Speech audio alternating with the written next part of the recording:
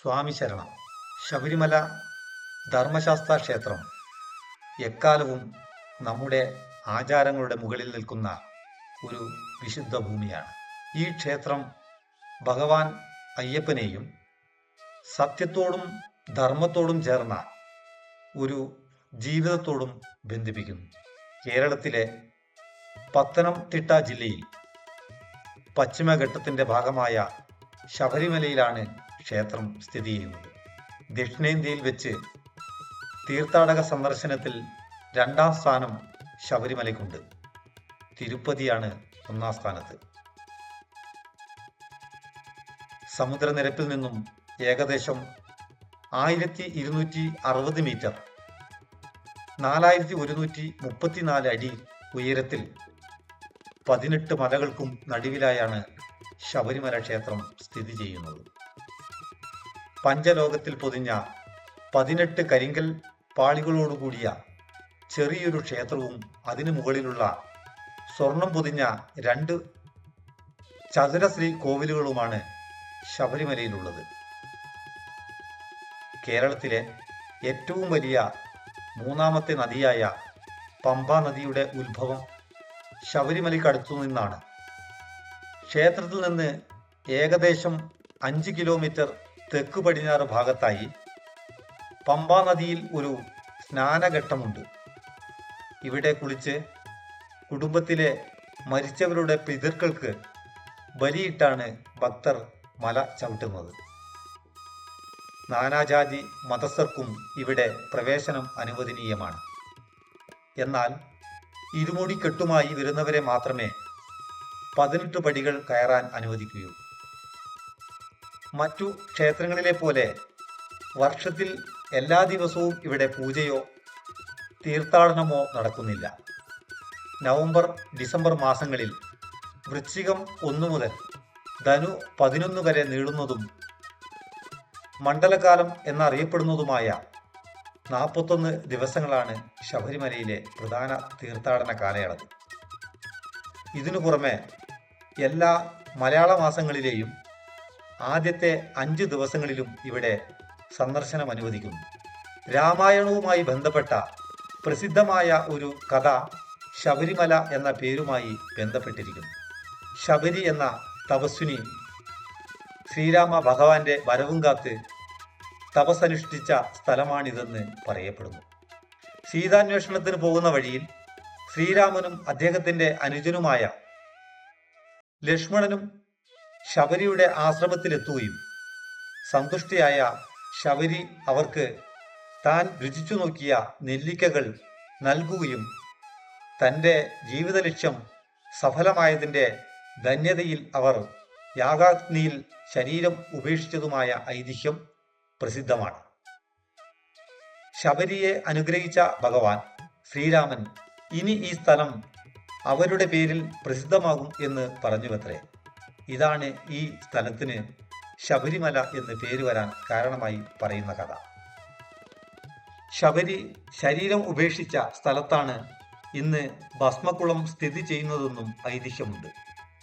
കുട്ടികളില്ലാതെ വിഷമിച്ചിരുന്ന തികഞ്ഞ ശിവഭക്തനായ പന്തളം രാജാവ് രാജശേഖര പാണ്ഡ്യൻ മഹാദേവനെ ആരാധിച്ചിരുന്നു അത്രേ. ഒരിക്കൽ നായാട്ടിനായി വനത്തിലെത്തുകയും പമ്പാ തീരത്ത് വെച്ച് കഴുത്തിൽ മണികെട്ടിയ സുന്ദരനായ ഒരാൺകുഞ്ഞിനെ കാണുകയും ശിവന് മോഹിനി രൂപത്തിലുള്ള വിഷ്ണുവിൽ ജനിച്ച പുത്രനാണിതെന്ന് വിശ്വാസം. കഴുത്തിൽ സ്വർണ മണിമാല ഉണ്ടായിരുന്നതുകൊണ്ട് ശിശുവിന് മണികണ്ഠൻ എന്ന് പേരിട്ട രാജാവ് ശിവപാർവതിമാരുടെ അനുഗ്രഹത്തോടെ കുട്ടിയെ രാജകൊട്ടാരത്തിലേക്ക് എടുത്തുകൊണ്ടുപോയി. എന്നാൽ പിന്നീട് രാജ്ഞി ഒരു ആൺകുഞ്ഞിന് ജന്മം നൽകുകയുണ്ടായി. അയോധന കലയിലും വിദ്യകളിലും അഗ്രഗണ്യനായ അയ്യപ്പനെ യുവരാജാവായി വാഴിക്കാനായിരുന്നു പന്തളം രാജാവിൻ്റെ ആഗ്രഹം. എന്നാൽ സ്വന്തം മകനെ യുവരാജാവാക്കുവാനായി മഹാറാണി തന്ത്രങ്ങൾ ആസൂത്രണം ചെയ്തു. ഇതിൻ്റെ ഭാഗമായി രാജ്ഞി മന്ത്രിയെ വശത്താക്കുകയും അവരുടെ ഗൂഢപദ്ധതി പ്രകാരം രാജ്ഞി കപടമായി വയറുവേദന അഭിനയിക്കുകയും കൊട്ടാരം വൈദ്യൻ രോഗത്തിന് പുലിപ്പാൽ മരുന്നായി നിശ്ചയിക്കുകയും ചെയ്തു. ഗൂഢ പദ്ധതി അനുസരിച്ച് പുലിപ്പാൽ കാട്ടിൽ നിന്നും കൊണ്ടുവരാൻ നിയുക്തനായത് രാജകുമാരനായ മണികണ്ഠനാണ്. അങ്ങനെയാണ് പുലിപ്പാലിനായി അയ്യപ്പനെ കൊടും കാട്ടിലേക്ക് വളർത്തമ്മയായ രാജ്ഞി പറഞ്ഞയക്കുന്നത്. എന്നാൽ ലോകോപദ്രവകാരിണിയും പരമദുഷ്ടയുമായ മഹിഷിയെ വധിച്ച് പുലിപ്പുറത്തേറി അയ്യപ്പൻ വിജയശ്രീ ലാളിതനായി പന്തളദേശത്ത് മടങ്ങിയെത്തി. അയ്യപ്പൻ ദൈവമാണെന്ന് മനസ്സിലാക്കിയ പന്തളം രാജാവ് അയ്യപ്പന്റെ നിർദ്ദേശപ്രകാരം ശബരിമലയിൽ ക്ഷേത്രം നിർമ്മിച്ച് നൽകുകയായിരുന്നു. പുലിപ്പാൽ കൊണ്ടുവരാൻ കാട്ടിലേക്ക് പോകുമ്പോൾ തയ്യാറാക്കിയതാണ് ഇരുമുടിക്കെട്ട് എന്നൊരു വിശ്വാസമുണ്ട്. അയ്യപ്പനോട് രാജ്ഞിയും മന്ത്രിയും ചെയ്ത പാപത്തിൽ നിന്നും മുക്തി നേടാനാണ് 41 ദിവസത്തെ വ്രതവും വർഷം തോറുമുള്ള തീർത്ഥയാത്രയും എന്നാണ് ഐതിഹ്യം. ജീവാത്മാവായ ഭക്തൻ പരമാത്മാവായ ഭഗവാന് സമർപ്പിക്കുന്ന വസ്തു എന്ന തരത്തിലും ഇരുമുടിക്കെട്ടിനെ വിശേഷിപ്പിക്കാറുണ്ട്. ശാസ്താവിൽ വിലയം പ്രാപിച്ച വീരയോദ്ധാവായി അയ്യപ്പനെ ചിത്രീകരിക്കുന്ന ഐതിഹ്യവും പ്രചാരത്തിലുണ്ട്. കാട്ടിൽ നിന്നും ലഭിച്ച അയ്യപ്പനെ യുദ്ധതന്ത്രങ്ങളെല്ലാം പഠിപ്പിച്ച് പന്തളം രാജാവ് മുഖ്യ സേനാനിയാക്കി. പാവരുമായി യുദ്ധമുണ്ടായെങ്കിലും പിന്നീട് ഇവർ ഉറ്റ ചങ്ങാതിമാരായി. വാവരുടെയും കടുത്തയുടെയും തലപ്പാറ മല്ലൻ, ഉടുമ്പാറ വില്ലൻ മുതലായവരുടെയും സഹായത്തോടെ അയ്യപ്പൻ പന്തളം രാജ്യത്തെ ശത്രുക്കളിൽ നിന്നു രക്ഷിച്ചു. ചോളരുടെ സൈന്യമായ മറവപ്പെട്ട നശിപ്പിച്ച് ശബരിമല ക്ഷേത്രം പുതുക്കിപ്പണിയുകയും ചോളപ്പടയുടെ തലവനായ ഉദയനനെയും മഹിഷിയെയും വധിക്കുകയും ചെയ്തു. പടയോട്ടത്തിന്റെ ഒടുവിൽ അയ്യപ്പൻ ശബരിമലയിലെ ധർമ്മശാസ്താവിൽ വിലയം പ്രാപിക്കുകയും ചെയ്തു എന്നാണ് ഐതിഹ്യം. ശബരിമലയിലെ അയ്യപ്പന്റെ സമാധിസ്ഥലം മണിമണ്ഡപം എന്ന പേരിൽ അറിയപ്പെടുന്നു. ശബരിമലയെ ചുറ്റിയുള്ള ഓരോ മലമുകളിലും ക്ഷേത്രങ്ങളുണ്ടായിരുന്നു. നിലക്കൽ, കാളകെട്ടി, കരിമല തുടങ്ങിയ സ്ഥലങ്ങളിൽ ഇന്നും ക്ഷേത്രങ്ങൾ കാണാം. മറ്റു മലകളിൽ ക്ഷേത്രാവശിഷ്ടങ്ങളും അയ്യപ്പൻ മഹിഷിയെ വധിച്ച ശേഷം ധ്യാനത്തിലിരുന്നത് ശബരിമലയിലാണെന്ന് വിശ്വസിക്കപ്പെടുന്നു. ക്ഷേത്രത്തിന് ചുറ്റുമുള്ള 18 മലകളിലെ 18 മല ദൈവങ്ങൾക്കും നടുവിലാണ് അയ്യപ്പ ക്ഷേത്രമെന്നും ഇത് സൂചിപ്പിക്കുന്നതാണ്. ക്ഷേത്രത്തിന് മുന്നിലുള്ള 18 പടികൾ എന്നൊരു വിശ്വാസമുണ്ട്. മറ്റൊരു വിശ്വാസപ്രകാരം 18 പടികൾ ആത്മീയമായ 18 കാര്യങ്ങളെ പ്രതിനിധാനം ചെയ്യുന്നു. 18 പടികൾ അഥവാ 18 അവസ്ഥകൾ തരണം ചെയ്ത് ഭക്തർ ഈശ്വരനിൽ എത്തിച്ചേരുന്നു അഥവാ മോക്ഷം പ്രാപിക്കുന്നു എന്ന സങ്കല്പമാണ് ഇതിൽ ഉള്ളത്. മണ്ഡലകാല തീർത്ഥാടനം കൊല്ലവർഷം വൃശ്ചിക മാസം 1-ാം തീയതി മുതൽ ശബരിമല തീർത്ഥാടനത്തിന് തുടക്കം കുറിക്കുന്നു. ധനുമാസം 11-ാം തീയതി അവസാനിക്കുകയും ചെയ്യുന്നു. വൃശ്ചിക മാസം 1-ാം തീയതി മുതൽ ധനുമാസം 11-ാം തീയതി വരെയുള്ള 41 ദിവസം നീണ്ടു നിൽക്കുന്ന ഈ തീർത്ഥാടന കാലമാണ് മണ്ഡലകാലം എന്ന് പറയുന്നത്. ഡിസംബർ, ജനുവരി മാസങ്ങളിലായിട്ടാണ് ഈ കാലം. ശബരിമല യാത്രയ്ക്ക് മുമ്പ് തീർത്ഥാടകർ 41 ദിവസത്തെ വ്രതം അനുഷ്ഠിക്കുന്നു. ഇതിനു മുന്നോടിയായി അവർ അടുത്തുള്ള ക്ഷേത്രത്തിൽ ദർശനം നടത്തി തുളസി മുത്തുകൾ കൊണ്ടോ രുദ്രാക്ഷം കൊണ്ടോ ഉണ്ടാക്കിയ ഒരു മുദ്രമാല ധരിക്കുന്നു. ഇതിനെ തുടർന്ന് ഇവർ അയ്യപ്പൻ അഥവാ സ്വാമി എന്നറിയപ്പെടുന്നു. സ്ത്രീകൾ ആണെങ്കിൽ മാളികപ്പുറത്തമ്മ എന്ന് വിളിക്കുന്നു. ശേഷം മത്സ്യമാംസാദികൾ, മദ്യം, പുകയില, ലൈംഗിക ബന്ധം തുടങ്ങിയവയും ദുഷ്ചിന്തകളും ഉപേക്ഷിച്ച് ബ്രഹ്മചാര്യം സ്വീകരിക്കുന്നു. തുടർന്ന് 41-ാമത്തെ ദിവസം ഗുരുസ്വാമിയുടെ നേതൃത്വത്തിൽ കെട്ടുനിറച്ച് ശബരിമലയ്ക്ക് യാത്രയാകുന്നു. വാഹന ഗതാഗതം പമ്പ വരെ മാത്രമേയുള്ളൂ. പമ്പാ നദിയിൽ കുളിച്ച് മരിച്ചുപോയവരുടെ പിതൃക്കൾക്ക് ബലിയിട്ട ശേഷം പമ്പയിൽ ഗണപതി ക്ഷേത്രത്തിൽ നാളികേരം ഉടച്ച ശേഷമാണ് മലകയറ്റം ആരംഭിക്കുന്നത്. അതിനുശേഷം തീർത്ഥാടകർ കാൽനടയായാണ് ക്ഷേത്രത്തിലെത്തുന്നത്. ഇരുമുടിക്കെട്ട് പുണ്യവും പാപവും ഉൾക്കൊള്ളുന്നതായി സങ്കല്പിക്കപ്പെടുന്നതും അയ്യപ്പ ഭക്തന്മാർ മണ്ഡലകാലത്ത് തങ്ങളുടെ തലയിലേറ്റിക്കൊണ്ടുപോകുന്നതുമായ ഒരു ഭാണ്ഡമാണ് ഇരുമുടിക്കെട്ട്. ശബരിമല തീർത്ഥാടകർ പള്ളിക്കെട്ട് അഥവാ ഇരുമുടിക്കെട്ട് എന്നറിയപ്പെടുന്ന കെട്ടിനുള്ളിൽ ശബരിമലയിലേക്കുള്ള പൂജാദ്രവ്യങ്ങൾ കൊണ്ടുപോകും. ഇരുമുടിക്കെട്ടുമേന്തി മല ചവിട്ടുന്നത് ജീവിതത്തിലെ പുണ്യമായാണ് ഭക്തർ കണക്കാക്കുന്നത്. കന്നി അയ്യപ്പന്മാരുടെ ഇരുമുടിക്കെട്ട് ചുവന്ന പട്ടുകൊണ്ടുള്ളതായിരിക്കണം. അല്ലാത്തവർക്ക് കറുപ്പ്, നീല നിറത്തിലുള്ള തുണികൾ ഉപയോഗിച്ച് ഇരുമുടിക്കെട്ട് തയ്യാറാക്കാവുന്നതാണ്. സാധാരണയായി ഇരുമുടിക്കെട്ടിനുള്ളിൽ നെയ്ത്തേങ്ങ, കുരുമുളക്, പുകയില, ഉണക്കമുന്തിരി, കൽക്കണ്ടം, മറ്റ് പൂജാ സാധനങ്ങൾ എന്നിവയാണ് കൊണ്ടുപോകാറുള്ളത്. വെറ്റിലയും അടക്കയും തേങ്ങയും നെയ്ത്തേങ്ങയുമാണ് ആദ്യമായി കെട്ടിനുള്ളിൽ നിറയ്ക്കേണ്ടത്. ഇത് നിറയ്ക്കുന്ന സമയം ശരണം വിളികൾ അന്തരീക്ഷത്തിൽ മുഖരിതമാകുന്നു. അയ്യപ്പന് നിവേദ്യത്തിനുള്ള ഉണക്കലരി, കദളി വാഴപ്പഴം, ശർക്കര എന്നിവയും ഇരുമുടിക്കെട്ടിനുള്ളിൽ ഉൾപ്പെടുത്താറുണ്ട്.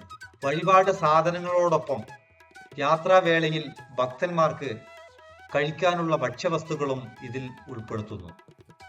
അയ്യപ്പന്റെ ഉറ്റമിത്രമായി ഐതിഹ്യത്തിൽ നിറഞ്ഞു നിൽക്കുന്ന വാവരുടെ പള്ളിയിൽ ദർശനം നടത്തിയ ശേഷം മാത്രമേ അയ്യപ്പ ഭക്തന്മാർ 18-ാം പടി ചവിട്ടാവൂ എന്നൊരു വിശ്വാസവുമുണ്ട്. മതസൗഹാർദ്ദത്തിന്റെ ഉത്തമ ഉദാഹരണമായി വാവരുടെ പള്ളിയും അയ്യപ്പന്റെ ക്ഷേത്രവും ശബരിമലയിൽ നിലകൊള്ളുന്നു. പന്തളം രാജ്യം ആക്രമിക്കാൻ വന്ന വാവർ അയ്യപ്പനുമായി ഏറ്റുമുട്ടി പരാജയപ്പെടുകയും പിന്നീട് അയ്യപ്പന്റെ ഉറ്റ സുഹൃത്തായി തീരുകയും ചെയ്തയാളാണ്. ക്ഷേത്രത്തിന് ചുറ്റുമുള്ള 18 മലകളിലെ 18 മലദൈവങ്ങൾക്ക് നടുവിലാണ് അയ്യപ്പൻ എന്നൊരു വിശ്വാസമുണ്ട്. ഇതിന്റെ പ്രതീകമാണ് 18 പടികൾ. ഈ മലദൈവങ്ങളെ പ്രീതിപ്പെടുത്തുന്നതിനാണ് പടിപൂജ അഥവാ ഗിരിദേവതാ പൂജ നടത്തിവരുന്നതും എന്നൊരു ഐതിഹ്യവുമുണ്ട്. പണ്ട് മണ്ഡലകാലത്തിന് ശേഷം ശബരിമല വിട്ടുപോകുന്ന പോലീസുകാർ 18-ാം പടിക്കു താഴെ പൂജ നടത്തിയിരുന്നുവെന്നും ഇതാണ് പിന്നീട് പടിപൂജയായി പരിണമിച്ചതെന്നുമാണ് മറ്റൊരു വിശ്വാസം. അയ്യപ്പന്റെ പൂങ്കാവനം ഈ 18 മലകളാണെന്നും 18 മലകൾ 18 പുരാണങ്ങളാണെന്നും അഭിപ്രായമുണ്ട്.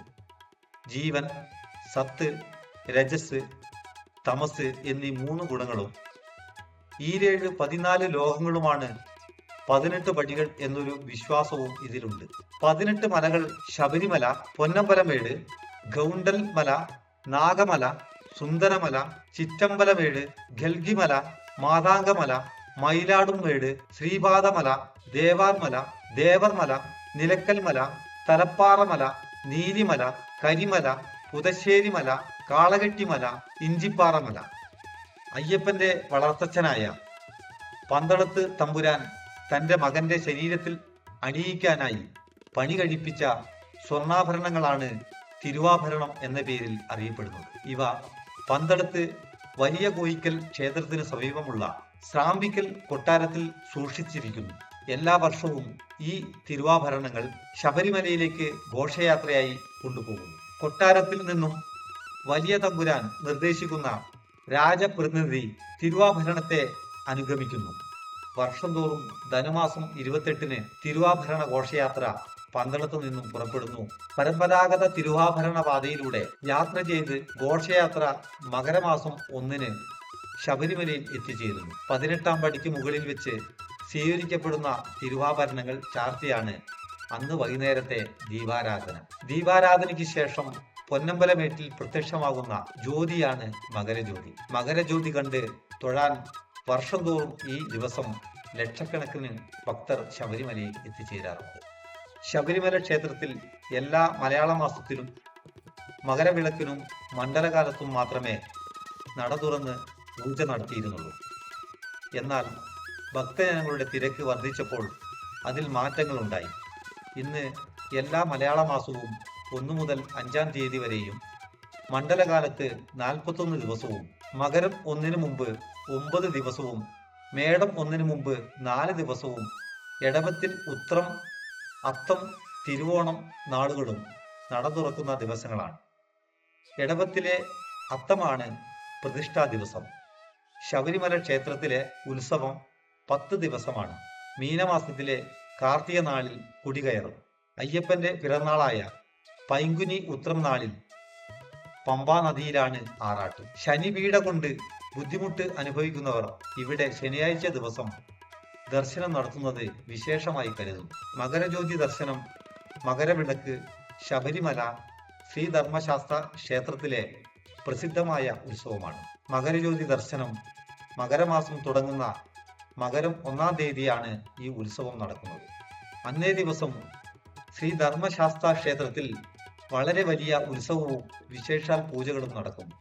115 കിലോമീറ്റർ അകലത്തിലും കൊച്ചിയിലെ അന്താരാഷ്ട്ര വിമാനത്താവളത്തിൽ നിന്നും 106 കിലോമീറ്റർ അകലെയുമാണ് ശബരിമല സ്ഥിതി ചെയ്യുന്നത്. തീർത്ഥാടന കാലത്ത് ചാലക്കയം വഴിയോ അല്ലെങ്കിൽ എരുമേലി വഴിയോ കരിമല നടന്ന് കയറിയോ ഇവിടെ എത്താം. ഏറ്റവും അടുത്തുള്ള റെയിൽവേ സ്റ്റേഷനുകൾ കോട്ടയവും ചെങ്ങന്നൂരുമാണ് പ്രധാനപ്പെട്ട ഇടത്താവളങ്ങൾ. മലയാത്രയ്ക്കിടയിൽ അയ്യപ്പന്മാർ വിരിവെക്കാനും വിശ്രമിക്കാനും ചില ക്ഷേത്രങ്ങൾ തിരഞ്ഞെടുക്കാറുണ്ട്. മധ്യ തിരുവിതാംകൂറിലെ ചില പ്രധാന ക്ഷേത്രങ്ങളാണ് മണ്ഡല മകരവിളക്ക് കാലത്ത് അയ്യപ്പന്മാരുടെ ഇടത്താവളങ്ങളാകുന്നത്.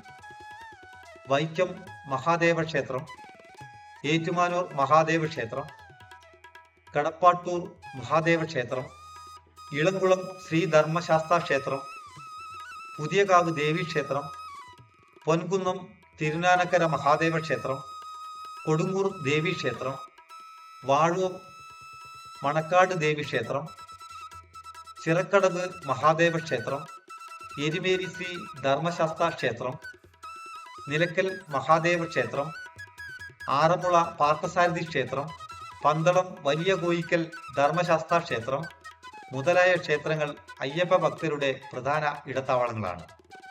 വിരിവെക്കാനുള്ള സ്ഥല സൗകര്യവും കുളിക്കുവാനും മറ്റു പ്രാഥമിക കർമ്മങ്ങൾ നിർവഹിക്കുവാനുമുള്ള സൗകര്യങ്ങളും ആണ് പ്രധാനമായും ഭക്തരെ ഇവിടങ്ങളിലേക്ക് ആകർഷിക്കുന്നത്. വൈക്കം മുതലായ മഹാക്ഷേത്രങ്ങളിൽ പതിവുള്ള അന്നദാനത്തിനു പുറമെ ശബരിമല തീർത്ഥാടന കാലത്ത് മിക്ക ക്ഷേത്രങ്ങളിലും അയ്യപ്പ ഭക്തന്മാരെ ഉദ്ദേശിച്ച് അന്നദാനം നടത്തുന്നു. സ്വാമി ശരണം.